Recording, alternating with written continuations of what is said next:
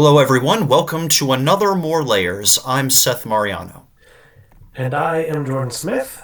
And for this episode, well, like we do for any other episode, after the last one is done recording, off camera, Seth and I will pick what we talk about the next week.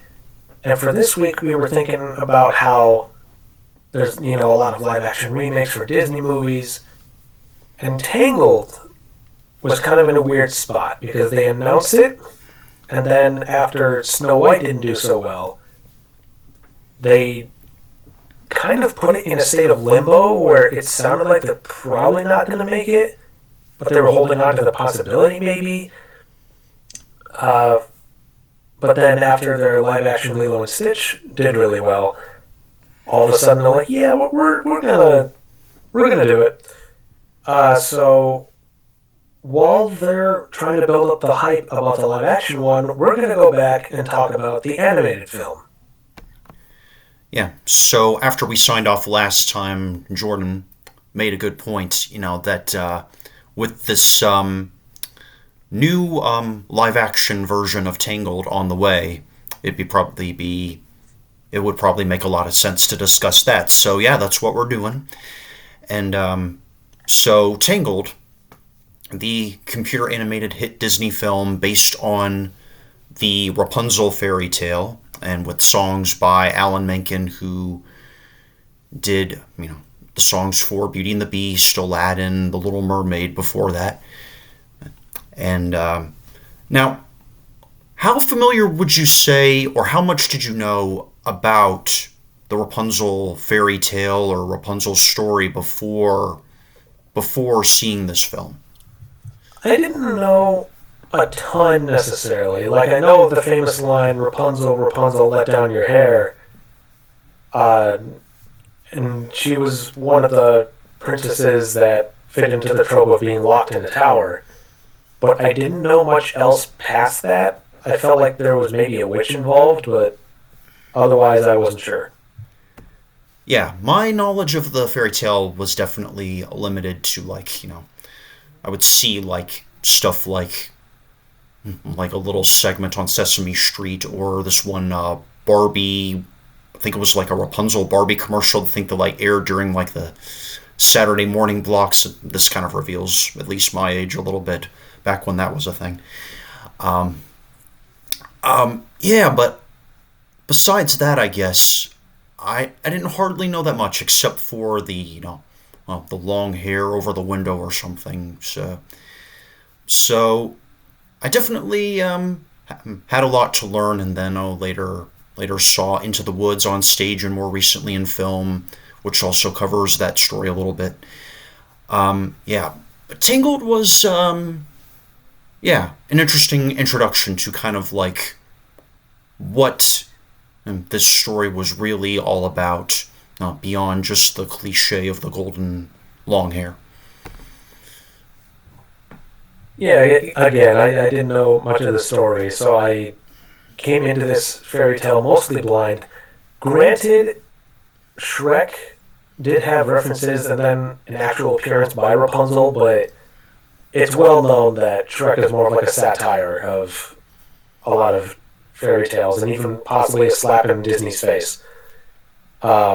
But this movie, it not only had her in the tower, which was, of course, one of the big plot points, but a good chunk of the movie takes place with her venturing outside of it. And in the process, she was kind of learning how the world works, because she'd been in that tower for most of her life for the past 18 years. So she had no idea what anything was, how anything worked outside of what she read about. That, of course, leads to a lot of antics and a few songs along the way, because, of course, it's Disney, so why wouldn't they? And she is eventually reunited with her family once she puts a bunch of the pieces together, like how the lanterns that she sees in the sky on her birthday, she's like, I can't help but think they're made for me. She eventually sees them, and her eventual friend from excuse me, her eventual friend Flynn Rider, there we go, explains what those are and what they're for. But then eventually she realizes, oh, wait, I'm the princess. And they do it in a kind of clever way, because one of the things that helps her put the pieces together is the image of a sun. And how apparently throughout the years where she was painting murals on her walls, there were just so many hidden sun patterns. Then it all came rushing into her. She confronts the person who kidnapped her. Chances are this movie had a lot more detail thrown in than the original fairy tale. Again, I don't know for sure, but I'm sure it took some liberties, and honestly, they were some good ones. Yeah. So it might help to have a little bit of a background on like the beginning story. So Rapunzel is pretty much abducted at a very young age by this witch, Mother Gothel, who kind of claims to be her mom and kind of exploits this magic healing power in Rapunzel's hair to kind of, which she got from like a flower or something, and she uses that to kind of maintain her youthful appearance and kind of maintain her way for a good long time. And again, that's pretty much her motivation for keeping Rapunzel's hair long, keeping her cooped up in the tower for all those years. So it's a very sneakily exploitative fake mom, fake daughter relationship. Yeah, and if people really pay attention when Mother Gothel is talking to her and saying how much she loves her and how much she cares for her, you can kind of tell that she's putting more focus on the hair when she says those things, because she knows very well that that hair is the only reason she's able to live this long and keep her youth. To fill in some more other minor details in the opening story that explains everything, a drop of sunlight falls from the sky, which results in a special flower blooming. Around this same time, Rapunzel's mother, before she even had Rapunzel, falls ill. They seek out this flower, make a cure out of it, and it works. And that magic healing power, if you will call it that, is transferred to Rapunzel through her hair. And now every time a special song is sung, the hair glows and it can de-age a person, or at least keep them young, and heal at least some minor wounds. And Mother Gothel, knowing this, she exploits it while making it seem like she cares for Rapunzel, when really it's her hair. And the reason why she is so careful about Rapunzel's hair is that if it's cut, its power is gone. And thus, so is she. And a key part, arguably, of the success of the film is the performance by Mandy Moore as Rapunzel, which is interesting when you look back at, if you've known her career from like the beginning of it. Like, I remember first seeing a clip of her music video for Candy in like a Now album commercial, and she was she was seen as like the next Britney Spears, and then she kind of evolved from there, interestingly, and started doing these like more mature roles in like A Walk to Remember and 47 Meters Down, and eventually This Is Us. So yeah, it was quite interesting just to see how her career has evolved from like when we first saw her in the spotlight to now more recently with Tangled and stuff that she's done. But this is not technically her first Disney gig, though. She had a role in the film The Princess Diaries prior, so she was somewhat acquainted with the Disney world even before Tangled came along. But in a way, you could argue this kind of put Mandy Moore on the map. I would definitely say so, although, from what I understand, she was one of those people where people were kind of complaining when she was cast. That's like, oh, it's another celebrity name being cast instead of a person who really deserves it. Which I don't really like that argument too much because there are some celebrities, despite how big they may get, that are really talented and they're there for a reason. Yeah. Um, and I do believe Mandy Moore did a phenomenal job. She had this energy that, of course, carries like a youthful energy behind it. And at the same time, she comes across with all this awe and wonder as this character is just seeing the world around her basically for the first time. And then, of course, she really well displays fear when she's in some terrifying situations, like when she's in the bar for the first time, or when she encounters the twins, I guess you call them, like the dudes with the beards and the eye patch and whatever, that eventually kidnap her.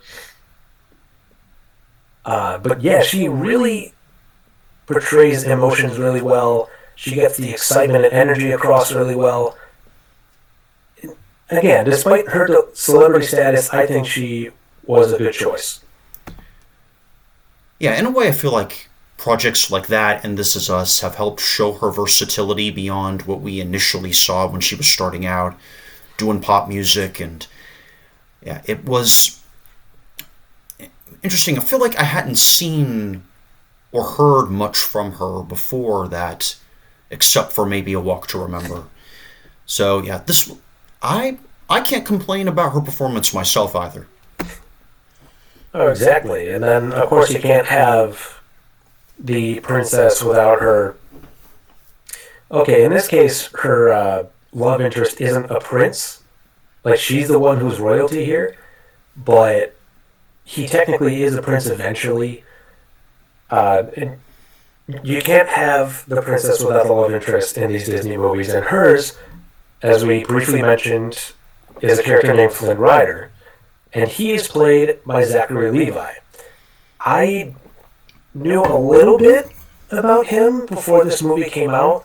Like, I knew he starred in a show called Chuck that my siblings like to watch, but I didn't know him for much else until Tangled came out, and then of course he starred in the Shazam movies eventually. But yeah, aside from Chuck, I didn't really know him too much beforehand, but I also think for this movie he was well cast. Oh. Yeah, my brother, I think, when Chuck was on, was into it too, and I saw Shazam, and I liked that one, and apparently he also starred on Broadway in a production about maybe 10 years ago of She Loves Me, which is one of my personal favorite musicals. He played the male lead in it, which was pretty cool. So, yeah, I've listened to a bit of the soundtrack. He is clearly musically talented and a good performer, and definitely I can't complain about him either. And then, of course, we talk about the good guys, and then, of course, there's the bad guy, Mother Gothel. For some reason, I keep blanking on the actress's name, but I can say that she was a great casting for this role. She got the sneaky, gentle side, like the deceitful, gentle side, down pat.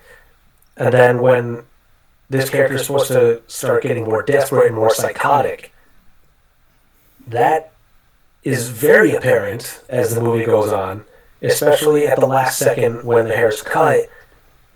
Like, she's so scared, so shocked, quickly getting angry, and as she's literally falling apart. Now, granted, camera angles keep you from seeing the more graphic stuff, because, of course, it's a kid's movie, but the way you hear her screaming, the way you hear her panicking, it was just so convincing that I honestly got shivers the first time I saw that whole sequence, and that just is a showcase of the actress's talent.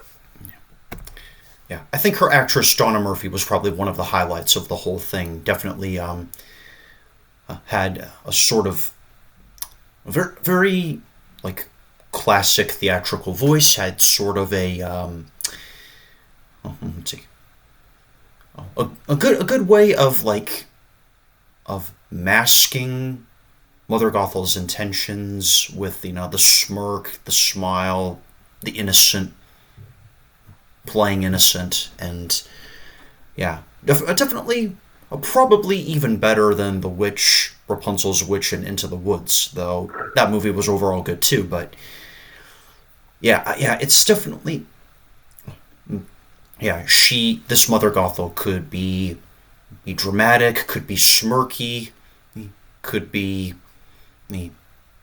witty, I suppose you could say, and yeah, she was, I think, a particular highlight of Tangled. Wait, there were so many highlights in this film, which I'm sure we'll get into more. And one thing that really intrigued me was Rapunzel's parents. Partly because, despite it being a Disney movie, both of her parents are still alive, which is not always something you see with the main character's mom and dad. Because usually at least one of them is gone, or both of them. And even though they're both here, I don't think once in the entire film do either of them ever speak. And as a result, you have to tell just how they're feeling simply by looking at them. And there are some moments in this movie with those two that are so powerful. Like when they get to the big lantern show where I See the Light happens, all you see is them looking into each other's eyes, and the father is about to bawl his eyes out. And that is so powerful. You can get through, or rather, you can portray so much and get so much across in moments like that. And another example is when they're just sitting in their castle, a guard comes in, he doesn't say anything either, all he does is nod at them, and they know what that means. And it cuts to them just sprinting down the hallway with hope in their eyes and excitement that they're about to see their child for the first time in 18 years. And when they do, they're just so filled with joy. And they do all of that without saying a single word. Yeah, and I feel like even more now with animation, that you can get so much across with just shots of characters in silence. I think the art form has come a long way. I think probably in that. I think probably especially with computer animation, there is so much that they can get across. They absolutely can. And, there were other characters in this movie, too, that are of note. Like, probably one of the ones that I think of the most is Brad Garrett's character, who only shows up, twice in the movie. Once in the bar and once when they help Flynn escape the castle to save Rapunzel. But in the time that he does have, he's really enjoyable to watch. Because you think when he's first introduced, he's going to be this barbaric, violent character. And even he sings about how, yeah, he is kind of like that. But he has other ideas of what he wants to do, who he wants to be. Which is sung about in a well-known song, I've Got a Dream. And then he comes back, as I mentioned, to help Flynn. And again, he's not there for very long. He just tells Flynn what to do in order to be set to be launched into the air. But the fact that they still had someone like Brad Garrett, who has this deep, booming voice, put into this seemingly threatening character, and then turns out to be really nice, really friendly, was a good choice and actually, in a way, kind of funny. in a way, you could probably make the case it's kind of a computer animated version of his character on Everybody Loves Raymond, which was kind of his breakout role, some might argue. If you know his character in that show, he's, you know, he can be pretty grouchy because, he's like, he feels jealous, overshadowed, whatever. But, but a good chunk of times I think you see his sensitive side shine through and feel like if what you're saying about his character in this movie is accurate, then I guess you could say it probably borrows a bit from that, or maybe it's just yeah, probably. Yeah, Brad Garrett is one of those gentle giant types where at first glance he may seem scary or threatening in some way, but once you start talking to him, there's a much softer side that comes through, which happens with this character in the movie. So, yeah, I think he was well cast. Yeah. Well, yeah. Of course, this wasn't his first Disney gig. He had done, I know, A Bug's Life, Finding Nemo, and maybe some other Disneys before that. But yeah, he's one of those. By then, I think he was one of those celebrity veterans who had kind of found a home there. Yeah, he isn't in as many Disney movies as, like, John Ratzenberger, for example, who finds a role in pretty much every single Pixar movie they've made. In some way, they find a way to do it. But they toss him in every once in a while, and there are some other actors that they like to come back to when they find a role for them. But generally speaking, between Rapunzel, Flynn, Mother Gothel, some of the side characters, I think the casting overall was really solid. And I can't always say that for every movie, but I think Tangled was really good for that. Yeah, I think everyone did a decent job overall, and of course now we've got the news about the new live action version coming up in about a year or two, I think, and it's going to be apparently directed by Michael Gracie, who directed The Greatest Showman, which I've recently seen and I liked, and Milo Manheim from the Disney Channel Zombie series is apparently going to be Flynn Rider, and Tegan somebody going to be Rapunzel, and it's going to. Sounds like they're saying it's going to follow the film extremely close, the animated film. So yeah, that's about probably all I know. Yeah, I don't know too much offhand about the people chosen for these live-action roles. But if the person who did The Greatest Showman is working on this one, I would, at the very least, expect that the music is going to be good. But granted, the music in the animated film was great, and they don't really have to do too much in terms of changes to the songs for this one. Maybe they'll do something like what they did with Aladdin, where most of the songs are the same, they just might alter the orchestration a little bit, which I would be fine with. And I am understanding that they would want to stick close to how the animated film was done. But I've seen some people kind of be skeptical when they do that, because if it's like shot for shot the exact same, one-to-one, then they don't enjoy it as much, because, like, we've seen it before, we know what's going to happen. And I think that's a big challenge that live-action remakes have had in general, is that there's a fine line that they try to find where they don't want to be exactly the same, but they don't want to make any unnecessary major changes. And and a lot of the time, they end up leaning too far one way or the other. Like, I know a lot of people, they had big complaints about how the Lion King remake was pretty much the exact same as the animated film to some degree. And then in other live action remakes, they don't like how they made some big changes to some of the story. Like for Lilo and Stitch, despite how well that did financially speaking, one of the biggest complaints they had with it, and I'm talking about the viewing audience, is that the main theme of Lilo and Stitch is Ohana, and people know what follows that word. Uh, it's like nobody gets left behind or forgotten. Ohana means family. And yet, in this live action movie, Nani, who supposedly is fighting so hard to keep custody of her sister, she ends up leaving.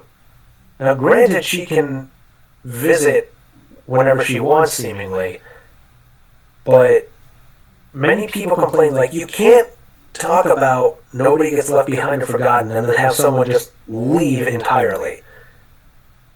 So with live action Tangled, along with any other Disney live action remake, it's very hard to not be one to one with the original, but also not make too many changes. It is very risky every time, and I think a lot of people are starting to catch on to that now.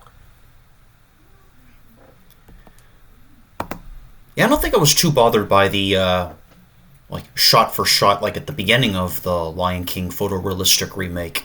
I thought at first I probably assumed that was kind of going to be the movie. They were kind of like recreate all the angles and stuff, and like, and when they did Circle of Life at the beginning, it pretty much looked like it was pretty much copying those same angles and shots, and I think I was kind of into it, and then it kind of maybe got a little boring after that, I guess. Yeah, that's kind of what happens with some of these too, especially with the Lion King one, is that everything looked so real, even though most of it was CGI, to the point where it looked too real. Because with the Disney animated films, for the most part, even when they're in a desert, or even when they're in the savannah, or wherever it is they always find a way to make things look bright and colorful when it needs to be. But the live action one, everything just looked bland and lifeless. Even the animals, they look so real, they couldn't really express very well. So like when Simba was supposed to be looking at the stampede charging toward him, he didn't look scared at all. He just looked like he was staring at them. The infamous moment where he loses Mufasa, it was not nearly as powerful as how they did it in animation. And a large part of that is because he couldn't express visually how upset he was. Now, live action Tangled doesn't have to worry as much because there's a lot more humans in this story as opposed to a lot of animals. Granted, there are some animals in Tangled, like the horse, the chameleon, but because most of the characters in this movie are real people, it, in theory, should be a lot easier to have things at least appear more realistic without being too stiff. And people without CGI can express really well, given good direction. So, live action Tangled has that advantage over Lion King. It's just hopeful that they utilize it properly. Yeah, it's pretty difficult from like any like film that I've seen, like a live action CG hybrid or a photorealistic thing like The Lion King. It looks like super difficult, or if not completely impossible, to have an animated animal face with that kind of deep range of human expression, like whether it was like something like Stuart Little or the Lion King. I mean, the acting, I think, maybe could make me forget to some degree about it, but it's not quite as, I guess, lively as what you could do in a traditional hand drawn or computer animated cartoon thing. Yeah, usually animated movies have the advantage of being able to express in ways that live action people normally couldn't.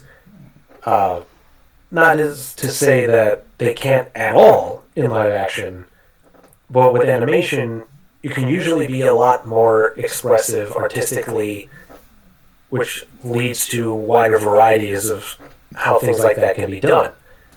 Um, I still think that they could do well with live action Tangled.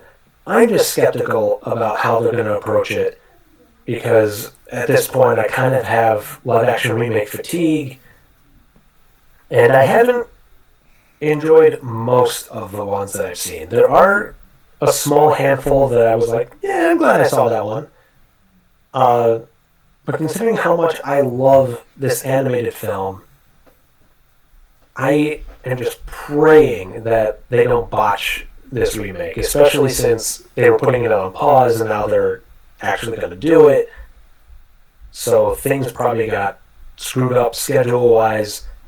I don't know what's going to happen, but I have my fingers crossed. Yeah, we'll see what happens. Now, would you say you have a favorite scene or a favorite song from this animated film? I think probably my favorite song in any Disney animated film is probably "I See the Light," the one with the floating lanterns and with Flynn and Rapunzel kind of singing in the night on the boat. Yeah, it's one of the, I think, best vocal performances and best orchestral production values that I think I've heard, at least in a Disney thing. And yeah, it's probably one of the best composed, probably Alan Menken's best, arguably probably since Beauty and the Beast, the titular song. And yeah, honestly, it's got that orchestral sort of ballad melody style that I think I really like, and yeah, it's probably my favorite Disney film song of all right now. Yeah, that movie in general is definitely up there with my favorites. Like I See the Light, like you said, is a very good one. It's visually impressive. It sounds wonderful. They definitely get the romantic connection that they're building up very solidly. Like it's basically perfect. Because they start off kind of in the dark while they're sitting on the boat, and as they're starting to say, "I see the light," all these lanterns are coming up into the sky with so many floating around them, and it really helps set the mood. And even when compared to other popular romantic songs like "A Whole New World" or "Can You Feel the Love Tonight," this is definitely one of my favorites, no doubt. But there are some other songs that I do like. Like "I Have a Dream" is a very fun, upbeat song, which they like to throw into a lot of Disney films, like Beauty and the Beast that Be Our Guest and Gaston, for example. But it was also one of my mom's favorites. Like, she loved this movie in general, but I can't tell you how often she loved listening to that song. So that also makes it very special to me. Yeah, "I See the Light," "I Have a Dream," and there's actually an instrumental song in this movie that I really like. I think it's called "Kingdom Dance," and it's when Rapunzel and Flynn first arrive back in the kingdom, and they're starting to dance with everybody in the village square. And I just imagine, even in real life, not just in this movie, once the faster part of the song gets going, people just getting up and dancing and just having a good time. So I think it's one of the more underrated songs, and that's probably just because it's a song that doesn't have any words to it. But for those that usually only listen to the vocal songs in the movie, maybe listen to the soundtrack and see if there's any instrumental songs that you like. Yeah, the Kingdom Dance, my memory of it kind of brings to mind, if you remember, the flashback scene in The Story of a Christmas Carol where Scrooge is kind of being shown a Christmas from his young past, like first meeting Belle, the woman he gets romantically involved with. And like in some versions that I've seen, like the Mickey cartoon and the Jim Carrey film. Yeah, it's kind of has that same basic musical sound to it. It's and similar or kind of dance scenario. So that's probably my best description of it. And then, of course, you can't have a Disney soundtrack without the villain song either. And this one is called Mother Knows Best, where Mother Gothel is supposedly warning Rapunzel about all the dangers there are in the outside world, while also still kind of sounding excited about it. Maybe just because she knows it's kind of working, like she's kind of convincing Rapunzel that she shouldn't leave the tower ever. And of course, at the end of the song, she just says, "Don't ever ask to leave this tower again," which is a major contrast to the rest of the song, because she is just stern, she's staring directly into her eyes, while the rest of the song she was like upbeat and floating around and just having a blast. And a lot of Disney songs, and when I thought back on it, a few of them are villain songs. This one also has a reprise, as in it comes back later in the movie. And this is after Rapunzel starts to feel that connection with Flynn. And when she starts singing it again, instead of being excited or just all floaty, she is ticked off at this point because Rapunzel has been out of the tower for a while, and she knows this puts her in danger, not just Rapunzel, but her as well. And she's trying to do anything she can to bring her back, even if it's by force. So when she tries to frame Flynn at the same time, she's just like, okay, if you want to stay out here, that's fine. But don't be surprised if you come crawling back to me at some point. Yeah, I think I would describe Mother Knows Best, and it's probably, if I have another favorite in the film, probably this is probably it. I would probably describe it as like a masterclass in villain charm, because the first version earlier in like the first act is pretty much, kind of like Jordan said, kind of floating around, acting all chipper. But you can kind of tell, you know how like, well, someone can kind of disguise their intentions, at least a character in a story, but you can kind of see it kind of poking through with like their smirk and their tone, kind of like when I was learning to play Scar in Artists Unlimited, and our artistic director kind of coached me on that a little bit, but. So yeah, it's the sort of manipulative, villainous, kind of acting all innocent, kind of like I said before. And then you get the reprise, where it kind of gets a little darker and a little bit angrier, perhaps. So it's kind of, in a way, kind of a villain arc summed up in two sort of contrasting versions of the same song. And if you want another good example of that, look no further than Jafar, at least in the animated one, because he technically doesn't have a full-scale villain song like most villains do.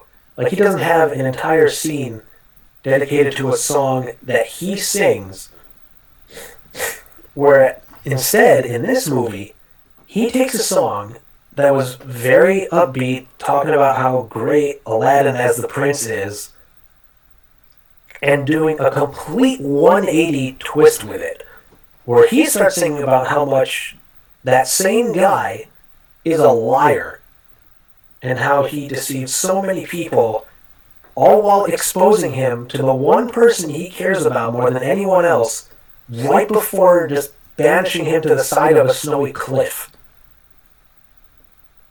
So it's like Prince Ali sung by the genie, who is like the king of comedy and fun, upbeat attitudes.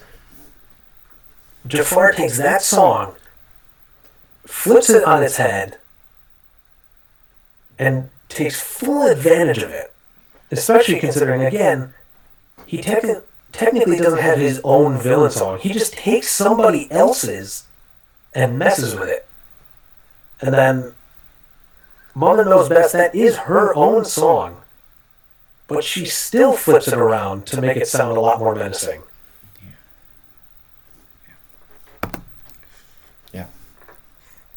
So yeah, overall I think, from my experience, it's a good film, probably one of Disney's best.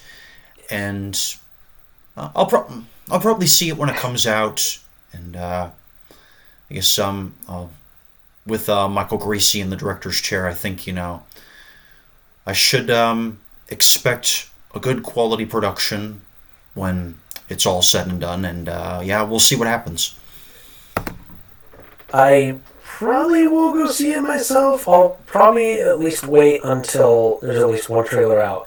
But there's one thing I wanted to discuss briefly about this movie, because this movie came out in close proximity, at least to some degree, with the movie Frozen. And when those two movies were out, people started debating about which one they liked more or which one was better. Now, me personally, maybe it's just because I'm one of those people where if something seems overhyped to me, I become less interested in it. So when Frozen exploded with popularity, possibly because of that one song, I kind of turned away from it for a while. Like, I didn't see it right away. And I had already been affiliated with Tangled for a while. So maybe that's the reasoning, but generally speaking, I enjoy Tangled more than Frozen. Yeah, I can kind of get the hype overexposure thing, if you could call it that. It's kind of like what I can call like the crazy bus syndrome, where if you know that Arthur episode story, like, or DW playing Crazy Bus on a loop, it's like, like the more it plays, the older it gets, and the more irritating it gets. I feel like I've had experiences like that. I think before I could probably feel you. Yeah, something similar can be said about Encanto when that came out. I was kind of intrigued to see it, but then once I heard We Don't Talk About Bruno being sung everywhere, it's like, okay, now I kind of don't want to see it, at least not for a while. So it's definitely happened more than once. But yeah, generally speaking, between Frozen and Tangled, I enjoy Frozen more. Not to say that Frozen is bad. I do like the film. And I definitely like the music in the sequel. But if I had to pick between one or the other to watch, I would lean Tangled. Oh yeah, that's fair. And I probably would too, though. Both I think are okay, though. Yeah, absolutely. Like, Frozen isn't a bad movie. It's just the overexposure kind of killed the excitement of me wanting to see it for a while. Yeah.